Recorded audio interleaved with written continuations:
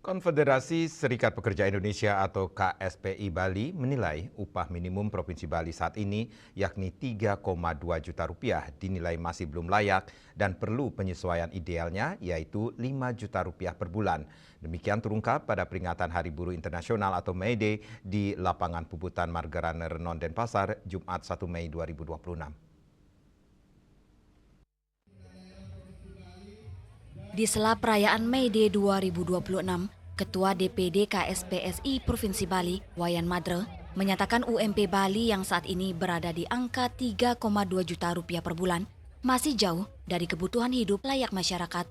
Menurutnya, jika melihat kondisi ekonomi dan biaya hidup saat ini, angka ideal UMP Bali seharusnya berada pada kisaran 5 juta per bulan.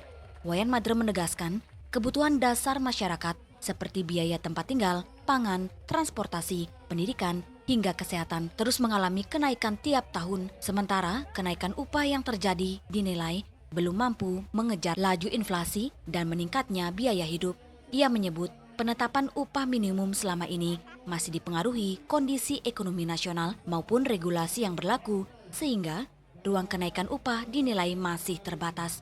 KSPSI Bali berharap pemerintah membuka ruang dialog yang lebih intensif antara pemerintah, pengusaha, dan pekerja untuk merumuskan skema pengupahan yang lebih progresif dan berkeadilan.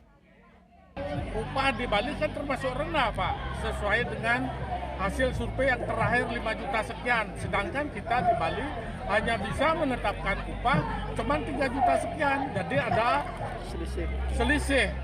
Nah inilah ke depan itu bagaimana pemerintah dengan kita bersama-sama ya supaya kita bicarakan upah Bali itu supaya naiklah. Semua elemen masyarakat yang ada di Bali itu bisa menikmati daripada peserta. Melalui momentum Hari Buruh, para pekerja berharap aspirasi terkait kesejahteraan buruh dapat menjadi perhatian serius pemerintah daerah maupun pusat. Winata, Bali TV.